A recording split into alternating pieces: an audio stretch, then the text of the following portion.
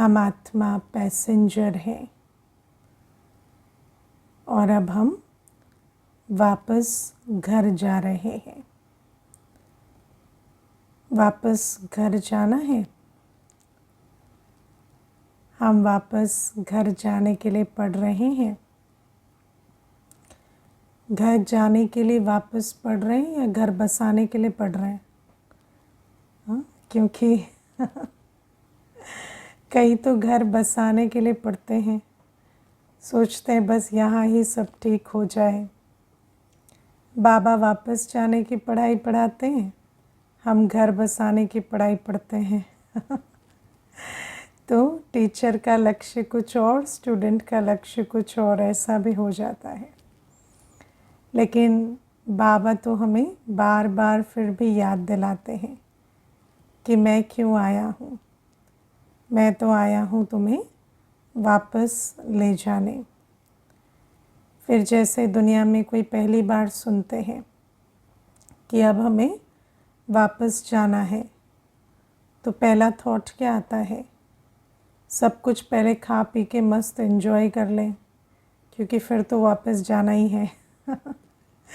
तो जितना समय बचा है उसको तो अच्छे से, जैसे है ना, पूरा अति में चले जाएं, है ना। कई एक माता है, बहुत सालों पहले वो सेंटर आई थी, तो उनको हमने बताया कि अभी कल्प का अंत हो रहा है और अब हमें वापस जाना है।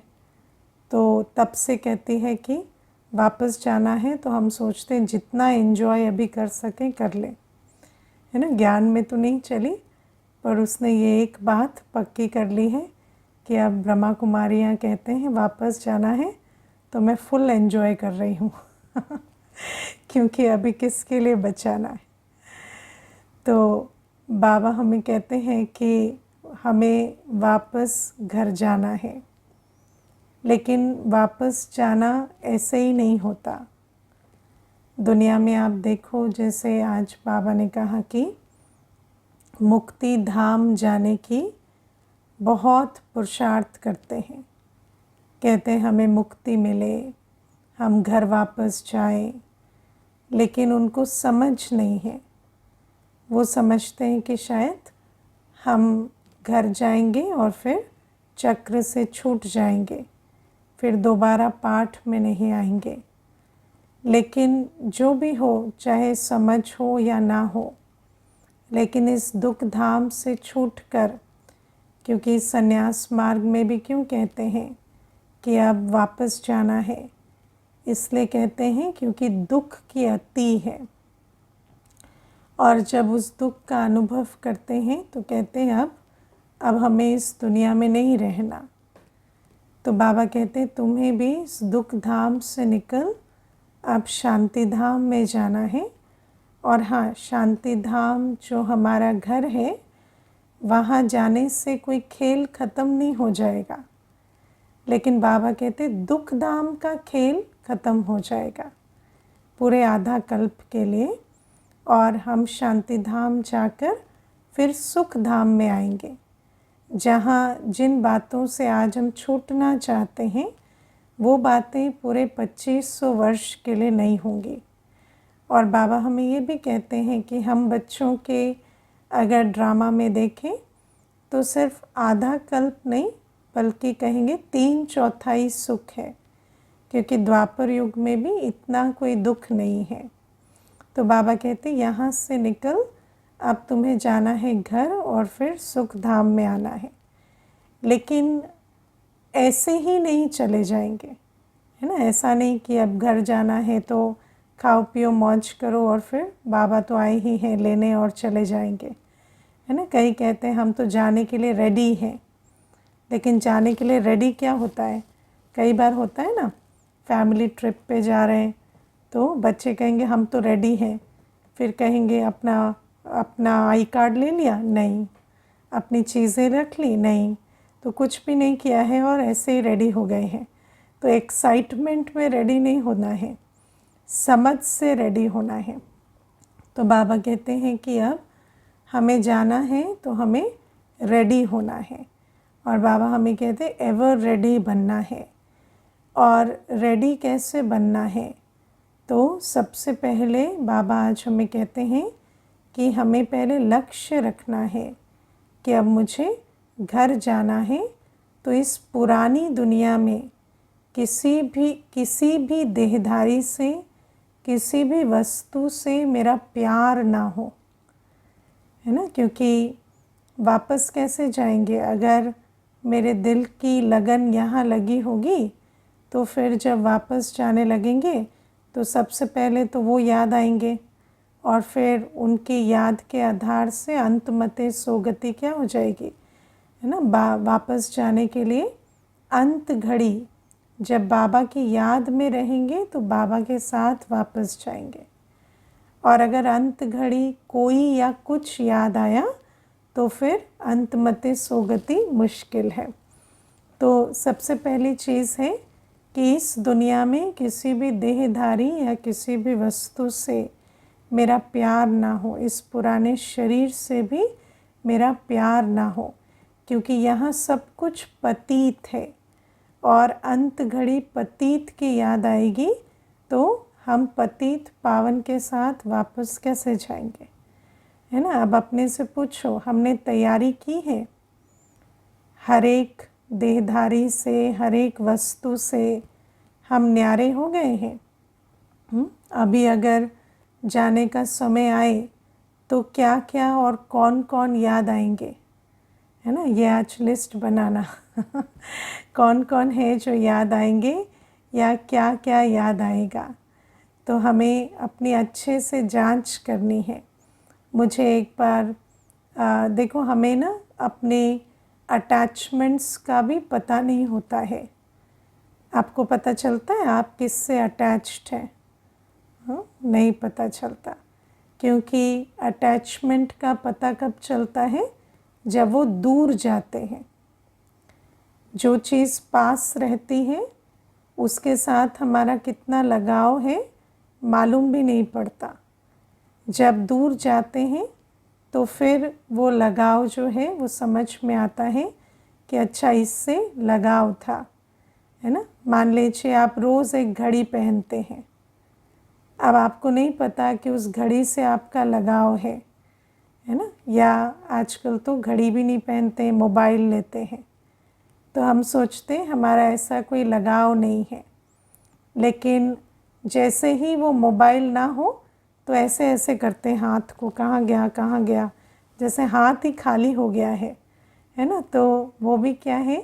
वो भी लगाव है, वस्तु का लगाव। तो आप सोचो कि हमारे कितनी चीज़ों के लगाव है, स्थूल से लेकर देहधारियों तक। और फिर जब अंत घड़ी होगी तो क्या होगा? क्या हमें ये सारे लगाव याद नहीं आएंगे? ये सारी चीज़ें याद नहीं आएंगी? तो ये हमें अभी चेक करना है, क्योंकि अंत कब आएगा पता है क्या? कब अंतिम घड़ी आएगी कुछ पता नहीं। तो इसलिए बाबा कहते एवर रेडी रहना है। अभी भी, इस सेकंड भी अगर अंतिम घड़ी हो तो मुझे एक बाबा के सिवाय कोई भी याद ना आए, ऐसी अवस्था मेरी होनी चाहिए। अब आप देखो कि हम तो मुझे याद है कि एक भाई थे तो बहुत अच्छा अपना अनुभव सुनाते थे। कहते कि मैं सारी जीवन सोचता था मेरा अपने लौकिक पिता से बिल्कुल लगाव नहीं है, और इनफैक्ट मुझे ऐसा लगता था मैं उनको हेट करता हूँ, क्योंकि उनके साथ कभी भी अच्छा संबंध नहीं रहा। भाइयों का कई बार पिता से नहीं रहता ना अच्छा संबंध तो पिता से अच्छा संबंध नहीं है, और यहाँ तक कि मैं सोचता था कि मैं उनको हेट करता हूँ। लेकिन जब पिता ने शरीर छोड़ा तो मुझे रात दिन उनके स्वप्न आए, और मुझे ऐसा लगता था जैसे मेरे अंदर से, है ना, रोना निकल रहा हो। मुझे सारे दिन विचलित महसूस होता था, और कहते कि थॉट लेवल पे नहीं, पूरा इमोशनल लेवल पे, और ऐसा जैसे शरीर के रोम रोम में मुझे सिहरन होती रहती थी। तो कहते कि मुझे तो पता ही नहीं था कि मेरा इतना लगाव है ना। और कहते हम कोई साथ में भी नहीं रहते थे, वो तो अलग रहते थे, हम अलग रहते थे, हम नौकरी चाकरी करके बाहर रहते थे, वो तो गांव में रहते थे। लेकिन जब शरीर छूटा तो बस ये जानना कि वो नहीं है, ये बात मुझे इतना अफेक्ट की, है ना। तो कई बार हम समझते हैं कि हमारे लगाव नहीं हैं, पर बहुत सारे लगाव हमारे अंदर रहते हैं। और बाबा हमें कहते अब तुम्हें एक भी देहधारी, और आप सोचो कि अगर देहधारियों से इतना लगाव है तो फिर जिन वस्तुओं को रोज़ प्रयोग करते हैं उनसे भी ज़रूर होगा। तो इन सारी चीज़ों से हमें अब लगाव मुक्त बनना है। और बाबा कहते ये बेकायदे प्यार है, क्योंकि अभी पावन बनने जा रहे हैं, पावन बनने का लक्ष्य है, और पतित से लगाव रखें तो ये बेकायदे हो जाता। लेकिन इसकी विधि क्या है, कैसे बने लगाव मुक्त? क्योंकि जब हम बात कर रहे हैं लगाव की तो मालूम भी नहीं पड़ता कहाँ लगाव है, कहाँ दिल का प्यार छिपा पड़ा है। तो लगाव मुक्त बनने की विधि है एक बाप से प्यार, है ना। सारे दिन एक बाप से प्यार, मैं आत्मा और मेरा एक बाबा, और बाबा से सर्व संबंधों का सुख अनुभव करना, बाबा की याद में इतना निरंतर रहना कि हमारे अंदर से देह का भान पिघल जाए। सत्य क्या है? सत्य ये है कि मैं एक आत्मा हूँ और मेरा माता पिता बंधु सखा स्वामी शिक्षक साजन सतगुरु एक बाबा है। सत्य तो यही है ना, कि सत्य ये है कि वो लौकिक पिता मेरा पिता है, वो लौकिक माँ मेरी माँ है। सत्य तो ये नहीं है। लेकिन जब एक बाप से सर्व संबंधों का अनुभव करेंगे, जब एक बाप से सर्व संबंधों की रसना का अनुभव निरंतर करेंगे और दिल उससे भरपूर होगी, तब जाकर ये देहधारियों से, है ना, जो छोटे छोटे टुकड़े मिले हैं। अब आप सोचो कि जिनसे हम सोचते हैं हमें लगाव नहीं है, वो जो लगाव नहीं है उनसे भी हमें कुछ ना कुछ प्राप्ति हुई है ना, कुछ छोटी सी भी प्राप्ति कभी हुई है, कुछ थोड़ी 2 घड़ी का प्यार मिला है, तो हम उसमें भी फंस जाते हैं, क्योंकि पूरे भिखारी हैं ना। तो थोड़ा एक कटोरे में 10 पैसा भी आया है तो उस पर भी जैसे अटैचमेंट हो गया है। तो बाबा हमें कहते हैं कि इतना अभी बाबा के से सर्व संबंधों का अनुभव कर इतना दिल को भरपूर करना है कि यहाँ से संपूर्ण रूपेण लगाव मुक्त हो सके।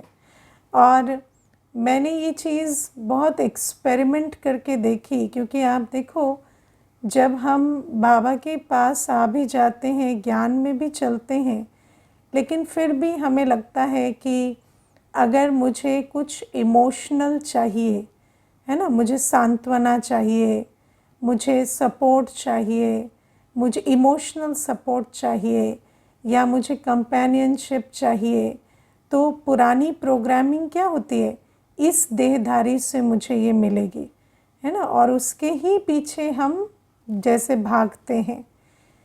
लेकिन जैसे जैसे आप वहाँ पर अप्लाई करेंगे, अगर मैं आत्मा और मेरे सर्व संबंध एक बाबा से है, ये मैं अभ्यास करती हूँ, है ना। अभ्यास कब होता है? अमृत वेले और योग के समय में अभ्यास करती हूँ। और फिर जब मुझे कुछ भी इमोशनल चाहिए तो मैं बाबा की याद से, बाबा से वो लेने लगती हूँ। तो धीरे धीरे मेरी वो जो डिपेंडेंस है देहधारियों पर, वो ख़त्म होती जाती है, और मुझे वो अनुभव होता है, वो जैसे एक अनुभव के रूप में मुझे समझ में आता है कि मुझ आत्मा को वास्तव में सब कुछ बाबा से मिलता है ना। जैसे आपका मन अशांत है, आपको किसी से बात करनी है, तो अगर आप देहधारी के चक्कर में हैं तो भले आप क्लास में सुनेंगे, कभी सुना भी देंगे किसी से कि बाबा से दिल की बात करो, लेकिन करी नहीं है आपने। तो जब करी नहीं है तो आपको पता नहीं है कि बाबा से बात करना ज़्यादा यूज़फुल होता है देहधारी से बात करने से लेकिन अगर आप प्रैक्टिकल बाबा के साथ सर्व संबंधों का अनुभव कर बाबा से बात करते हैं तो आपको फिर समझ में आएगा कि आज तक हम फालतू ही देहधारी के चक्कर में पड़े हुए थे। और वो अनुभूति जो है, चाहे वो शांति की आस हो, चाहे सहयोग की हो, चाहे स्नेह की हो, चाहे शक्ति की हो, हर एक चीज़ जो आत्मा को चाहिए वो वास्तव में बाबा से मिलती है और बुद्धि योग बल से मिलती है। लेकिन हमें अनुभव क्यों नहीं होता? क्योंकि हम एक्सपेरिमेंट ही नहीं करते, हम बाबा से वो अनुभव करने जाते ही नहीं।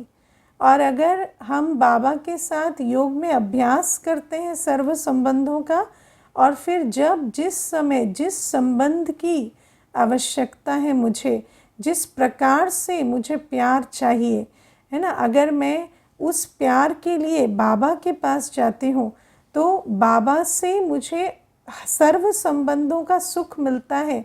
ये अनुभव मुझे आत्मा को होता जाता और ये रियलाइजेशन कि मैं आत्मा हूँ और सचमुच मेरे सर्व संबंध एक बाबा से हैं। लेकिन उसके लिए बहुत काल का हमें अभ्यास और एप्लीकेशन चाहिए।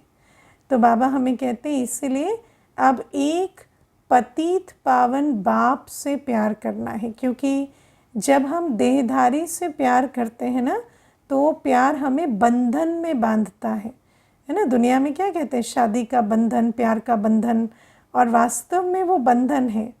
लेकिन जब हम पतित पावन से प्यार करते हैं तो वो प्यार हमें लिबरेट करता है, क्योंकि बाबा के साथ सर्व संबंधों का अनुभव करने से मैं आत्मा भरपूर बनती हूँ।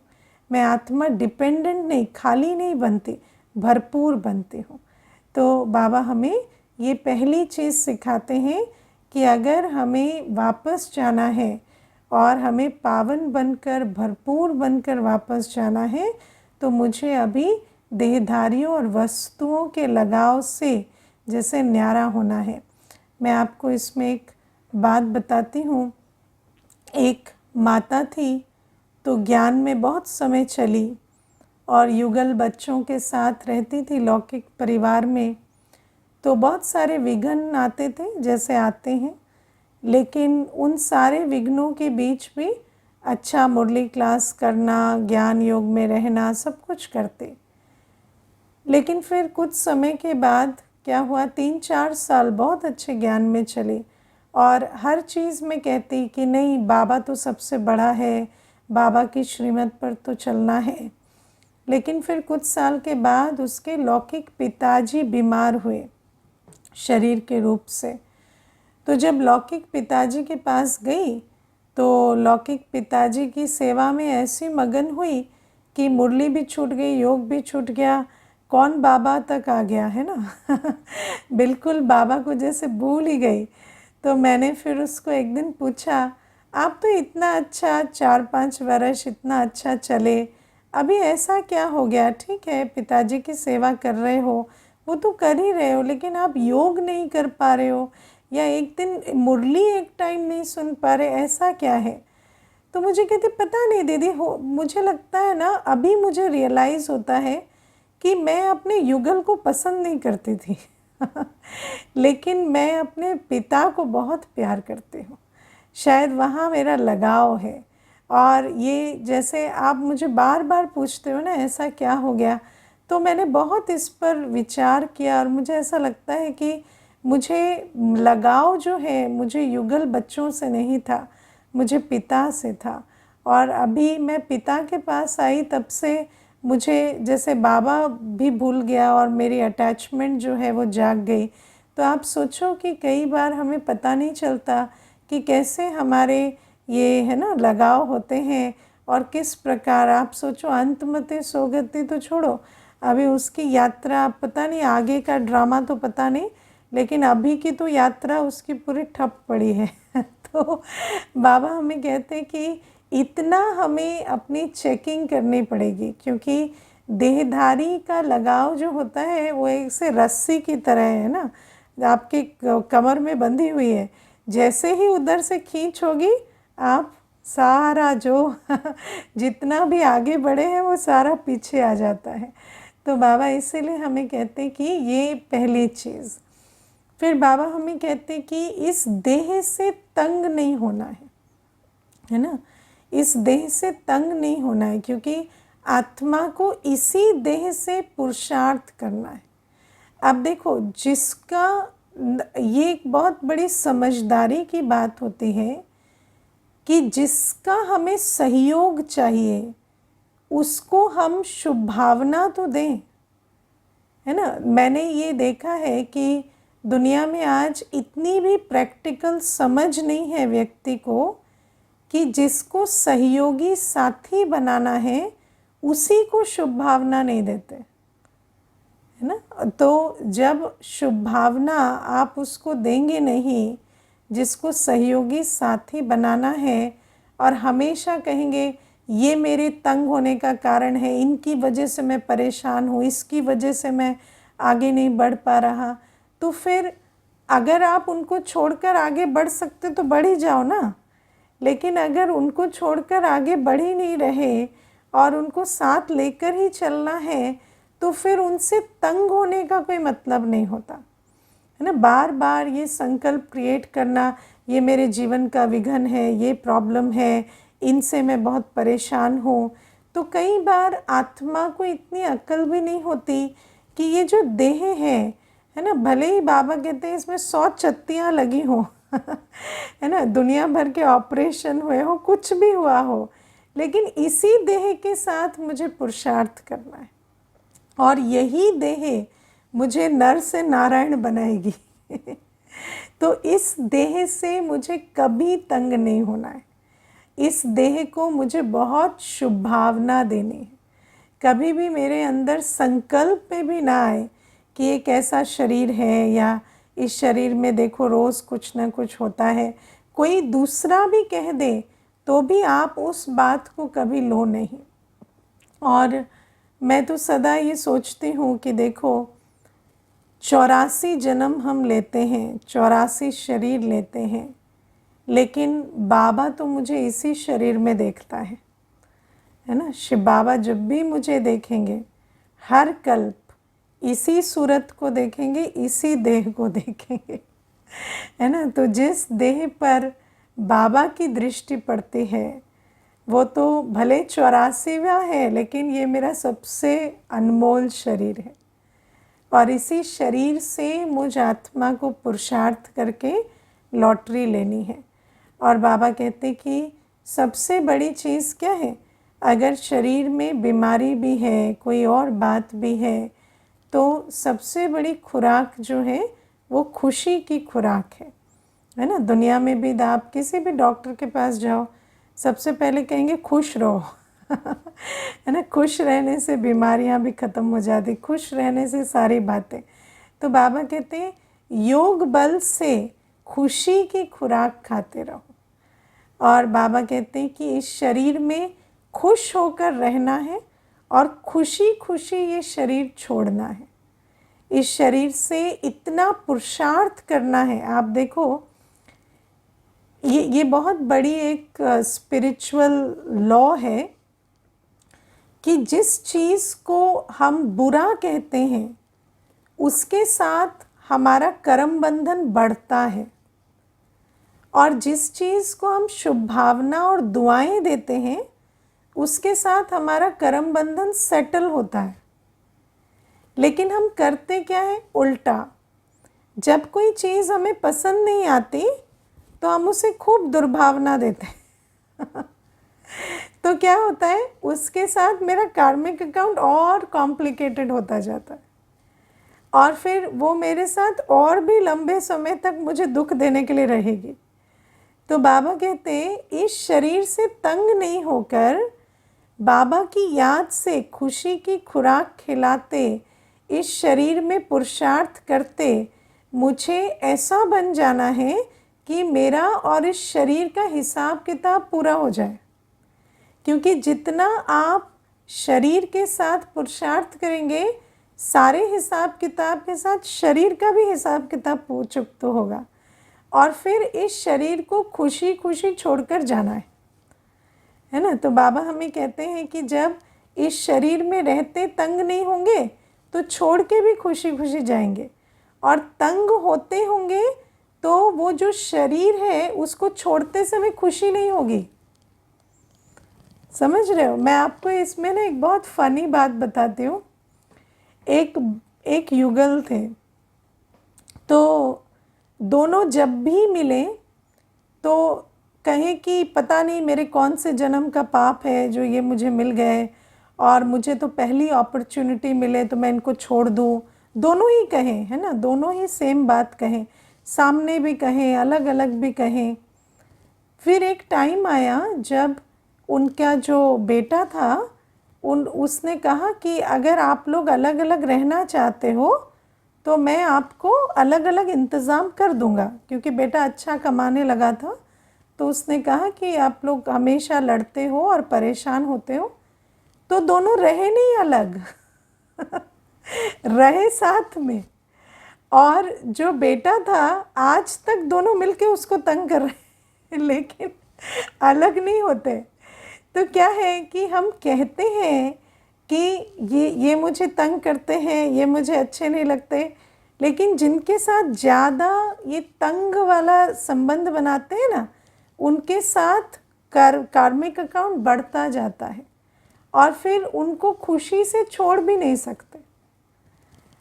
तो बाबा हमें कहते हैं शरीर के साथ भी ऐसा ही है कि शरीर के साथ अगर तंग होंगे तो अंत घड़ी भी खुशी से नहीं छोड़ेंगे, क्योंकि तंग होने का संस्कार भी बनता है और कार्मिक अकाउंट भी जो है वो कॉम्प्लिकेट होता है।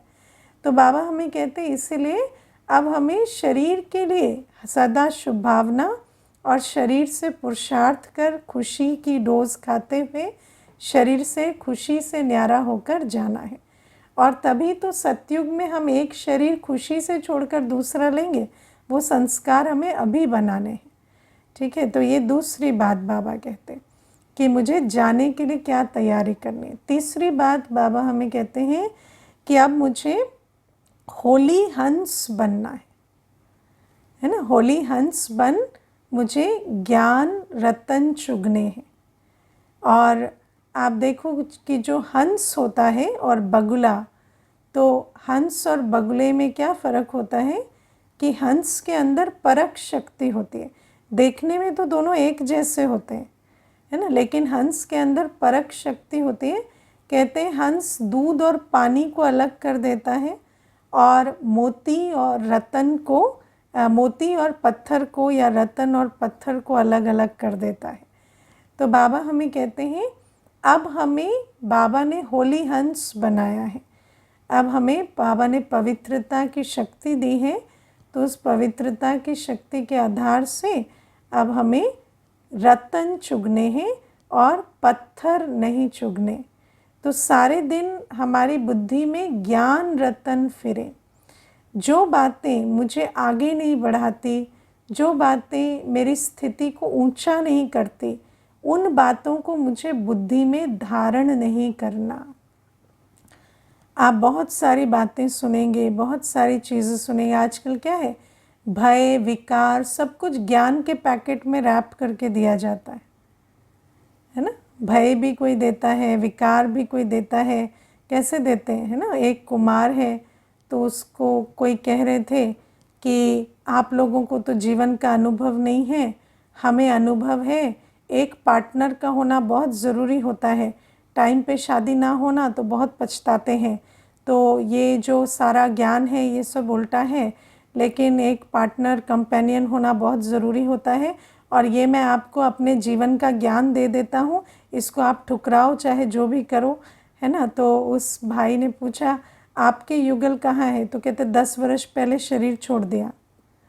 तो युगल ने 10 वर्ष पहले शरीर छोड़ दिया, और आपको कंपनी अभी कौन दे रहा है। तो वो कहते नहीं, ये सब बातें ये फालतू बातें। अब वो तो चलो डेस्टिनी है, किसी कोई रहता है कोई जाता है, लेकिन शादी करना बहुत ज़रूरी होता है। तो अब आप देखो कि मनुष्य क्या है कि हर चीज़, चाहे काम में धक्का देगा आपको, या क्रोध में, या लोभ में, या मोह में, दे अभिमान में, हर चीज़ में वो ज्ञान के पैकेट में उसको अच्छे से लपेट कर देता है। तो बाबा कहते हैं कि अब तुम्हें ये अंतर करना आता है कि ये ज्ञान है, ये अज्ञान है, और कौन सी चीज़, कौन सी बात मुझे पवित्र बनाती है, योगी बनाती है, किस बात को मुझे बुद्धि में धारण करना है, किस पॉइंट को मुझे बुद्धि में धारण करना है, किस बात को मुझे बुद्धि में धारण नहीं करना, ये सारी बातें है ना। अब आप देखो दुनिया में क्या होता है कि ज्ञान के नाम पे आजकल ये छोटी छोटी रील्स आती है ना, कि ये खाते हैं तो ये हो जाता है, एल्यूमिनियम के बर्तन में खाएंगे तो ये बीमारी हो जाएगी, वो हो जाएगी। अब आपके भंडारे में सारे एल्यूमिनियम के बर्तन ही भरे हुए हैं, है ना। तो आपको ज्ञान क्या मिला कि खाओ भी और डरो भी। तो या तो आप, है ना, हर वीडियो देखते सारे बर्तन बदल दो, या फिर आप उनको नहीं देखो ना। जो बातें आप जीवन में इम्प्लीमेंट नहीं करने वाले हैं, जिनका हो सकता है कि उसमें कोई तथ्य हो, लेकिन अगर आपका ऐसा कोई इरादा नहीं है कि आप अभी बर्तनों को बदल रहे हैं तो फिर उस बात को क्यों देखना जो सिर्फ आपके अंदर भय बढ़ा रही है। तो बाबा हमें कहते हैं कि ये सारी चीज़ें या डिज़ायर बढ़ाती हैं, है ना। कई बार कहेंगे ये चीज़ ऐसे होगी तो इसमें बहुत अच्छा होगा, लेकिन वो चीज़ तो अभी ऐसी है नहीं ना। तो इसका मतलब आपको आपने उसको देखकर क्या किया, बस ये संकल्प क्रिएट किया कि मेरी लाइफ जैसी होनी चाहिए वैसे नहीं है तो आपके अंदर अप्राप्ति का अनुभव हुआ, तो वो ज्ञान किस काम का। तो बाबा हमें कहते हैं इसीलिए अब हमें सिर्फ एक ही, क्योंकि ज्ञान तो एक बाबा के पास ही है, बाकी तो सब कुछ अज्ञान है। तो अब हमें हंस बन मोती चुगना है। अब हमें किसी के अवगुण नहीं देखने, हमें कहीं से भी उल्टी बात सुनकर बुद्धि में नहीं रखनी, क्योंकि सब कुछ पैकेज होता है ज्ञान की तरह। लेकिन उस इन्फॉर्मेशन को मुझे नहीं रखना जो मुझे शांति, पवित्रता या योग की तरफ नहीं बढ़ाती और जो मुझे विकारों की तरफ बढ़ाती है। फिर बाबा हमें कहते हैं तुम्हारे कदम में पदम है, तो हमें हर कदम में पदम जमा करने। हमें बाबा दिव्य अलौकिक कर्म सिखाते हैं, हमें बाबा कर्म योग सिखाते हैं। बाबा हमें कहते हैं हमारा उठना, देखना, बोलना, खाना पीना, सुनना, सब कुछ कमाई कराने वाला हो सकता है ना। दुनिया में लोग उठते हैं, उठ के न्यूज़पेपर पढ़ते हैं, है ना। तो क्या हुआ, वही उठना, या आजकल क्या करते हैं, उठते ही मोबाइल देखते हैं। अगर आप मोबाइल देखते हैं उठते ही, तो चाहे 3:30 उठो चाहे 4 उठो, वो अमृत वेला नहीं है है ना। वो तो आपके बुद्धि में क्या गया, कमाई की जगह घाटा हुआ। तो बाबा कहते हैं हर कदम पर कमाई कैसे करनी है, हर कर्म करते हुए कमाई कैसे करनी है। संबंध संपर्क में आते, आज ऐसे ही विचार चल रहा था कि बाबा हमें कई बार कहते हैं कि तन, मन, दिल और संबंध चारों में आते हम कमाई करें, है ना। तो तन को जब हम मंदिर समझते हैं आत्मा रूपी मूर्त का, और उस तन को उतना स्वच्छ रखते हैं उस आधार से, तो उस तन से भी प्योरिटी की वाइब्रेशन हम रेडिएट करते, है ना। मन के संकल्पों को सदा मन मनाभव कर बाबा की याद के आधार से शक्तिशाली रखना, ये है मन से कमाई, दिल से कमाई। आप देखो हम जो भी कुछ करते हैं जब हम दिल से करते हैं तो उसमें कमाई होती है ना। मान लो मैं क्लास करा रही हूँ पर दिल से नहीं करा रही, तो आपकी कमाई हो जाएगी, मेरी नहीं होगी है ना। कितना वंडरफुल है ये। हम उठे, सुबह उठे, बैठे, दिल से नहीं बैठे, कमाई नहीं हुई। तो दिल से कोई भी कार्य किया, पुरुषार्थ का, सेवा का, तो कमाई होती। संबंध संपर्क में आते संतुष्टता से कमाई होती। हम संतुष्ट रहे, अन्य हमसे संतुष्ट हुआ, हमने जो बोले, हमने जो उनके साथ व्यवहार किया, उससे उनको दुख नहीं, उनको सुख मिला, उनको कुछ प्राप्ति का अनुभव हुआ। और हमारे अंदर भी जो भी उनका जैसा भी संस्कार है, हम उन संस्कारों को ना देख आत्मिक दृष्टि रख संतुष्ट होकर उस व्यवहार में रहे, तो उसमें कमाई होती है। तो बाबा कहते हैं मैं तुम्हें हर कदम पर कमाई सिखाता हूँ और तुम ही बच्चे हो जो कमाई करते हो। फिर बाबा हमें कहते हैं बाबा को याद करना हर घड़ी। बाबा कहते हैं कभी किसी लौकिक पिता को देखा है कहते हुए मुझे याद करो, मुझे याद करो है ना। मैं कहता हूँ क्योंकि ये याद जो है ये खिसक जाती है और इस याद से ही तुम्हारी कमाई होती है। और फिर बाबा हमें कहते हैं कि तुम्हें तूफ़ानों के बीच भी, है ना, अचल अडोल रहकर और मंजिल पर पहुंचना है। बाबा कहते तूफ़ान को मत भूल जाना कि सच की नाव, जब सच सामने आता है तो तूफ़ान भी आएंगे और उन तूफ़ानों के बीच निश्चय बुद्धि हो, तुम्हें मंजिल पर पहुंचना है। सच की नाव हिलेगी डुलेगी लेकिन डूबेगी नहीं, ये याद रखकर कदम कदम श्रीमत पर चलकर तुम्हें मंजिल पर पहुंचना है, तभी घर जाएंगे। नहीं तो सोचेंगे कि बाबा आया, बाबा की श्रीमत पर हम सब कुछ करें, तूफ़ान क्यों आए, तो वो क्यों ले डूबेगा, है ना। तो तूफ़ान के लिए बाबा कहते तूफ़ान को जानकर तूफ़ान के बीच से कैसे निकलना है, कैसे अपने, है ना, मर्यादा के बल से, श्रीमत के बल से, याद के बल से निकलना है, वो भी हमें सीखना है। और फिर बाबा कहते टीचर बन हर एक को बाप का परिचय देना। तो ये सारी विधियां हैं जिससे हम वापस जाने के लिए तैयार होते हैं। अच्छा, ओम शांति।